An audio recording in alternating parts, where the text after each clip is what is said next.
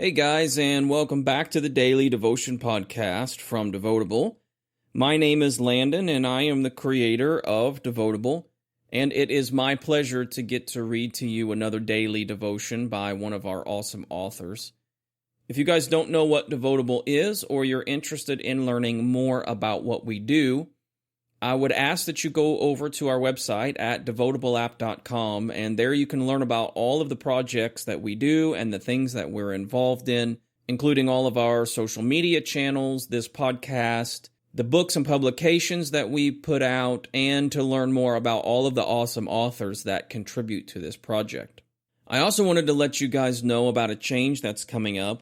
I'm super excited that we are getting close to releasing our third devotional compilation. And as we are working towards that, I'm going to cut down on the amount of daily devotions that we put out. Currently, we put out 3 a week, and I'm going to cut that back to about 2 a week. That gives me a little bit more freedom in my schedule to put the time and effort into that book. If we're going to get it out by the holiday season, I need to get heads down working on that. So for the month of October and probably November and perhaps even December through the rest of the year, we will only put out a couple of devotions a week instead of our normal 3. So I just wanted to get that out there and let you guys know that. Today is episode 273 of the Daily Devotion Podcast, and today's episode is titled The Powerful Virtue of Love, and was contributed by Walter Collar. 1 Corinthians chapter 13, verses 4 through 7 reads, Love is patient and kind. Love does not envy or boast. It is not arrogant or rude. It does not insist on its own way. It is not irritable or resentful. It does not rejoice at wrongdoing, but rejoices with the truth. Love bears all things, believes all things, hopes all things, endures all things.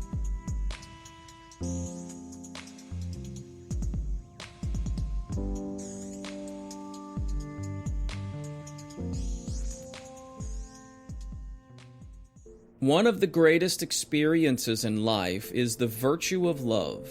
Everyone seeks love because it comforts the heart and soothes the soul. Yet, hate exists, and some people enjoy inflicting its venomous poison onto others. Hate is troublesome because of its negative impact on the human spirit. Why is hate so troublesome? Because it's an effective sin Satan uses to turn humans away from God. Remember, God removed Lucifer from heaven, Isaiah 14:12 and 13, and he uses hate to avenge his judgment. I think you'll agree with me when I say the devil's clever ways of using hate are cunning.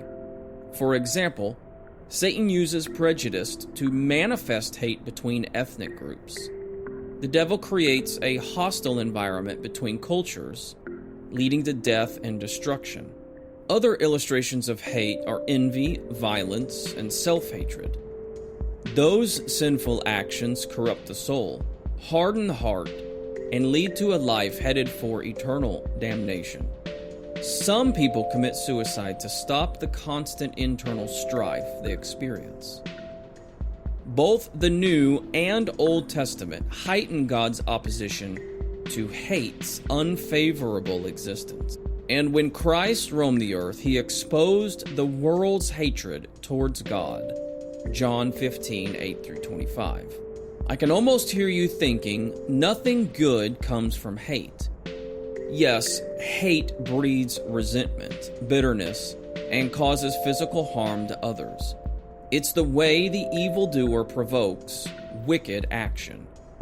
A point often overlooked is hate leaves behind a trail of physical and mental devastation. With this in mind, the devil works hard to twist the reality of Christ, and he can't tolerate us embracing God's virtue of love. James chapter 4, verse 6. How do I know? From personal experience. Before God saved me, I was a drunkard and full of self-hatred. I wanted to die. As a matter of fact, I attempted suicide, but the Lord protected me from physical death. His love for me stopped the devil's plan to kill me, and for that, I'm forever grateful for his affection. As shown above, hate separates us from Jesus' deity. What's the solution to hate? God's powerful virtue of love. Here's something we both can agree on. There is nothing the world offers that matches our Father's love. His love gave Adam and Eve a second chance, Genesis 3:22. And because he loved them, his grace is extended to us today. How exceptional is that? As if that's not enough, he sacrificed his Son, Jesus Christ, for the forgiveness of sins. This selfless display of his love shows he wants to save humanity from the evil one. That's the powerful virtue of love.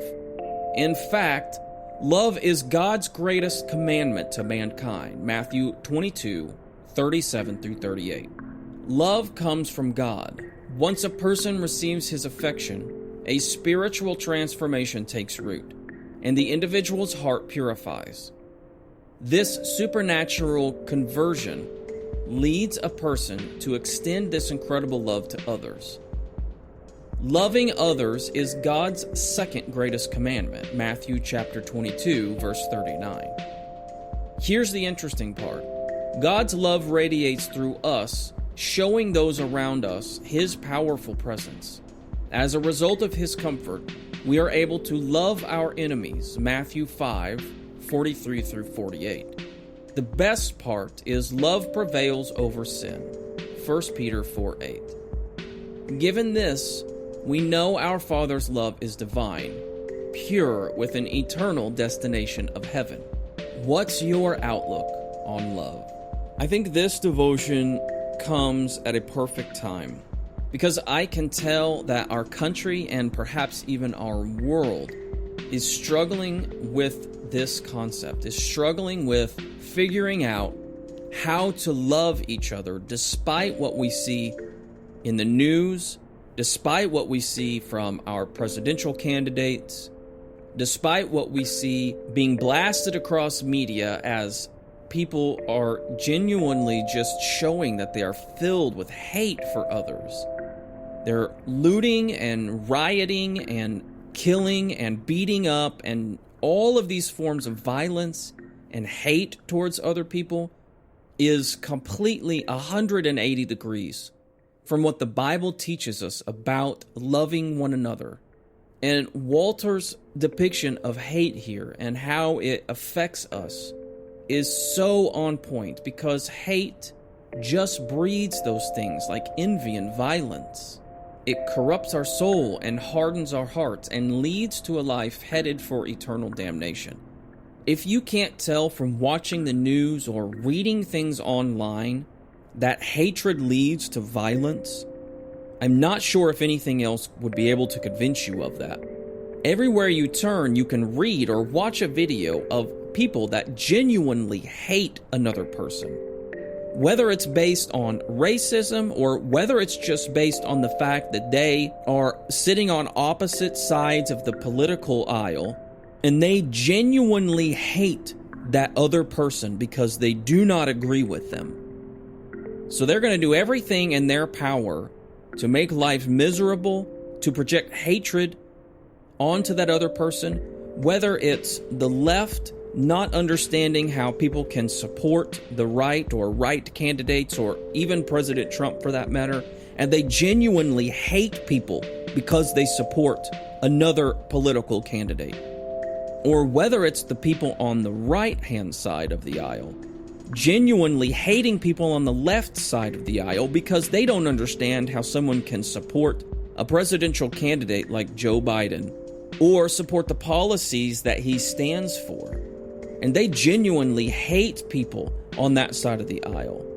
We see so much of that today. And I'm going to tell you what, I would encourage you, if you are a Christian and you're listening to this and you're spreading that kind of stuff on social media, if you're posting things that are preaching the opposite of what Christ tells us to do, and you're posting news articles that slam and demean people on the left, and you're following figures on the alt-right that genuinely hate people on the opposite side of the aisle, I would encourage you to evaluate your stance.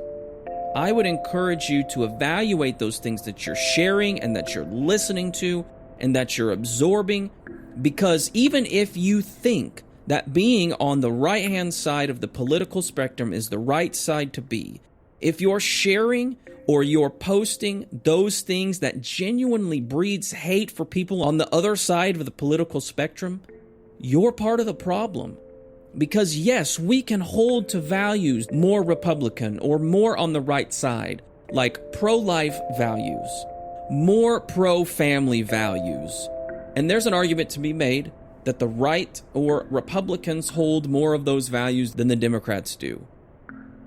But the fact of the matter is, if you hold those values more than what you hold for love of other people, you're doing it wrong. You've got it wrong. You're putting your political values above what the Bible tells us we are supposed to have for other people in this world, and you've got your priorities mixed up. So I would encourage us as Christians to really reevaluate the things that we're sharing. If they breed hate and resentment just because someone else disagrees with you politically, don't share it. What is the solution to those things that are hateful that we are seeing in our country and in our world right now? The solution is love. The solution is to share things that encourage love towards other people, because that is the second greatest commandment that Christ tells us we must obey.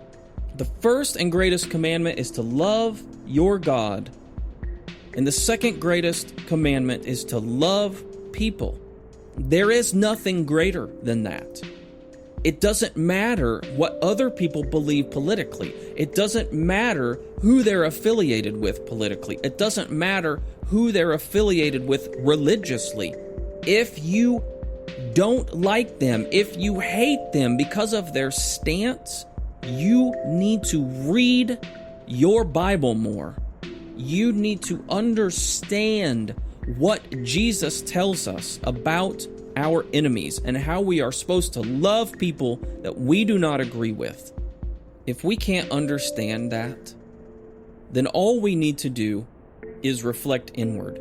I was a horrible sinner before Christ saved me. Christ had every reason to hate me because of the sins that I committed against him, because I stood in opposition to him by what I said, by the actions that I did, by the speech and the things that I looked at and watched and did. I was in opposition to God. And if anyone had any excuse to hate someone else, it would be God hating me because of the sin that I committed daily. But he didn't. He loved me, regardless of whether or not I loved him back, and regardless of where I stood in opposition to him and the things that he represented. And that is our standard. We are to love people. We are to love individuals regardless of their stance, regardless of their actions, their speech, their political affiliations. None of that matters. We are commanded to show and extend love because Christ first loved us. If we can understand that, all we need to do is go back to our conversion experience to understand how radically opposite our lives were from the love that Christ showed us. Yet he still pursued us and showed us that love. What is your outlook on love? What is your outlook on how you are supposed to love others regardless of anything else? This is a convicting devotion for me today because as I sat and watched highlights from the presidential debate last night, all I saw were two men that genuinely hated each other. And they're supposed to represent our country. Two men that couldn't give each other a minute to speak without interrupting each other, without slandering or putting down each other, who couldn't have a decent debate. And that represents our country. That represents us as a people. No, I'm sorry, that doesn't represent me. I don't support either one of those candidates based on their performance yesterday. Now, I'm not going to get into who I'm going to vote for, policy-wise, or any of that stuff. But as I sat and watched those men talk to each other, it represented hate to me. It represented how the media is portraying this country is split. One side hates another, and there's no middle ground. And I'm sorry, that's just not the way that I believe. I believe that I can walk across the street and talk to my neighbor. If he or she is a liberal, you know what? I know that we agree on most things. I can walk across the street and talk to that person and love that person and give them the time of day. And if they needed something, I would help them. I would show them love, regardless of if they agreed on policies that I agree with or not. I would show that person love. And I don't see that. That's why I think that social media and mainstream media and the depiction of where we are as a country in the media is just causing people to hate each other. And I'm not saying that we need to stick our heads in the sand, but you know what? Sometimes we just need to turn it off. Turn it off, walk across the street, down the road, talk to our neighbors, figure out how we can love on them, love people. If they need something, be there for them. If they're sick, take them dinner. Who cares what their political affiliation is? Who cares what their religious affiliation is? Turn all of the crap off and love people. That's what the Bible teaches us. That's how I'm convicted by this devotion today.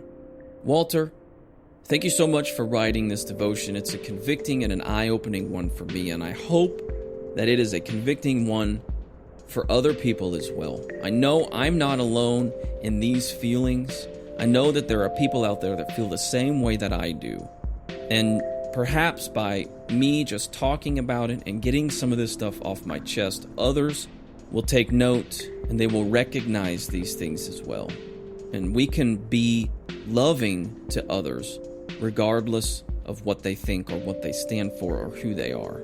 Guys, if you want to learn more about Walter, his writings, his amazing backstory, how God saved him from alcoholism and spared his life, he's got an amazing story to tell. And I would genuinely recommend that you guys go check out his profile and follow him on some of the blogs or social media sites that he posts. And if you guys have a prayer request for me, I would love to be able to share that on the podcast. I've set up a page on our website where you can go submit a recorded or written prayer request, and we can include that on the podcast. You can go to devotableapp.com/prayer request. Leave me a recording, and I would love to be able to share that with the people that listen to this podcast all around the world. They can lift your prayer request up, and God can hear that, and I believe that there's power in prayer. So if that's something that you're comfortable with doing, head on over to that website and check that out. I'll leave you guys with a prayer request that was sent to us by Soda Crafter. She's asking for prayer for her mom, who has some serious health issues right now and who recently took a fall and is experiencing some issues because of that fall.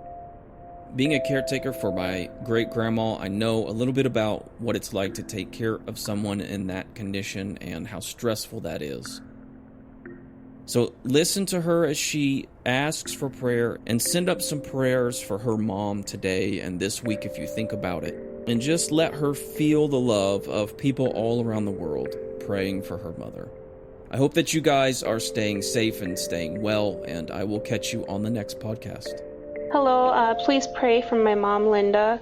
She has had a lot of health problems over the years with heart and kidneys and diabetes and strokes and seizures. But on Monday, she took a good stumble and hit the back of her head. And we thought she was okay, but through the week, she started having problems with her speech and being able to stay awake. She went to the ER yesterday, Thursday, and trying to get all the things sorted out. She also has kidney failure, end-stage kidney failure. And they're putting a port in her neck today to start dialysis this weekend in hopes to get her to wake up some more. And we'll be reevaluating all her medications and stuff. So just please pray for healing for her, for the doctors and nurses that are caring for her, and just peace and strength through all of this. Thank you so much. Thank you guys for joining me again today for another daily devotion. It is truly my honor to get to read these devotions for you guys as we dive deeper into God's Word each and every day. Like I mentioned before, if you want to learn more about Devotable and all of the cool stuff that we do, head on over to devotableapp.com and you can learn all about the things that we do over there. I would also like to take a couple of minutes, if you're still listening with me, and talk about a project that we have coming up. So last year we did an amazing book project on prayer. It was a 26-week devotional compilation and prayer journal, talking about different aspects of prayer from the scriptures, and then giving some journaling pages to allow you to journal throughout the week. And you can find that project on our website. The book is titled Prayer, Approaching the Throne of Grace. But I'm super excited to move into another project that we're working on. This one is going to be a 16-week devotional and journal around the subject of equality. This is something that I'm passionate about. This is something that I think that we, as Christians, if we have a platform like Devotable, we have a responsibility to speak up and to talk about equality from a Christian perspective. This not only is a devotional, it is also a family journal. So much like the previous project on prayer, this is going to be a journal, but it's also going to be a family journal because I think this is an important topic that we need to talk about with our family and with our children. We need to educate our children about the importance of equality, and not just racial equality, but gender equality, and then talking about other sorts of equality as well. Guys, we are all one race created in the image of God, and there is no room for prejudice in the Christian life, and it's important that we speak out against all forms of prejudice. I'm super excited.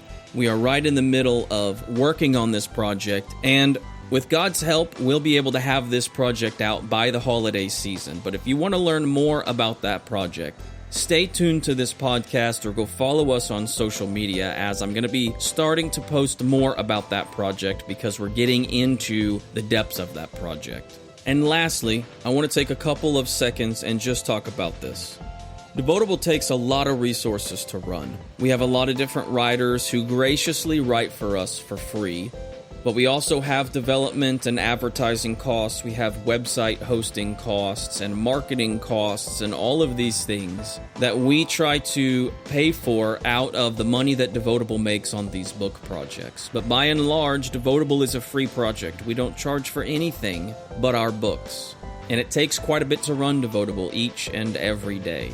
So if Devotable is something that you enjoy, if it's something that you enjoy partaking in or sharing with others, or just reading the devotions and they're blessing you in one way or another, I would encourage you to think about becoming a Patreon partner with us.